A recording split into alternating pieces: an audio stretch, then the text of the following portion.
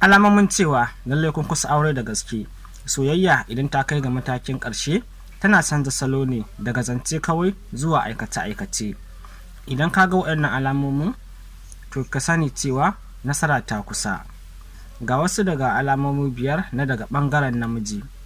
Na ɗaya, zai daina cewa nan gaba, sai dai ki ji yana cewa insha Allah ko nan da wata kaza na shirya zan turo manya.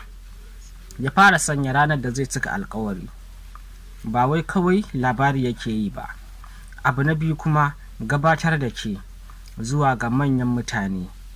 Idan kika ga har ya kai ki wajen mahaifiyarsa ko babban yayansa ko abokinsa wanda yake girmamawa, to lallai ki shirya, ya riga ya raba ki da sauran 'yan mata a wajensa, ke kaɗai ce zaɓinsa.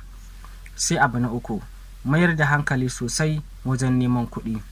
Za ki ga ya mai da hankali sosai wajen kasuwancinsa ko aikinsa, yana ƙoƙari wajen abin da zai tara miki lefe da kuma sauran buƙatu, domin kar ki sha wahala a gidansa. Nauyin gida ya fara sauka a kansa. Sai abu na 4, shigar da ke cikin manyan sirrikansa. Zai dinga sanar da ke abubuwan da ba kowa ne ya sani ba game da rayuwarsa ko dukiyarsa. Ya riga ya amince miki a matsayin abokiyar rayuwa wadda za ta riƙe masa sirrinsa a matsayin matar gida. Sai abu na 5, damuwa da mutuncinki fiye da komai.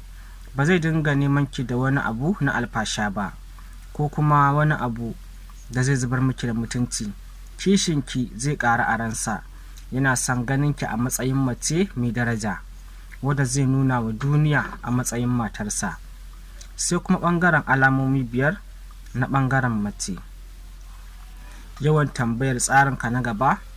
Za ka ji tana tambayar ka yadda take son gidanku ya kasance, ko kuma yadda kake son tarbiyyar yaran da za ku haifa. Yanzu dai a takaice kenan, tunaninta ba nata bane kaɗai, na rayuwarku ne ku biyu idan kun kasance a matsayin ma'aurata. Abu na 2, za ta fara tattali da rage kashe kuɗi.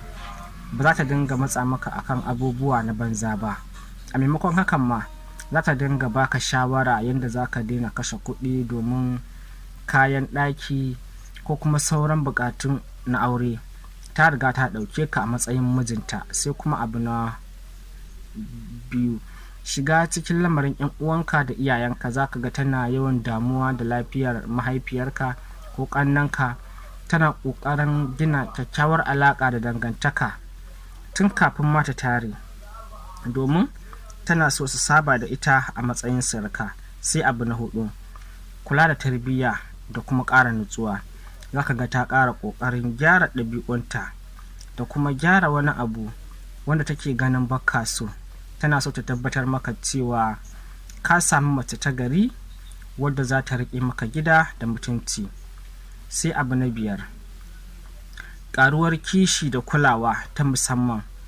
Kishin ka gare ta zai ƙaru, domin yanzu tana ganin kanta a matsayin wadda ta mallake ka gaba ɗaya. Za ta dinga damuwa da cin abincinka, lafiyarka da kuma nutsuwarka fiye da kowane lokaci. Idan kuka ga waɗannan alamomi, to lokaci ya kusa.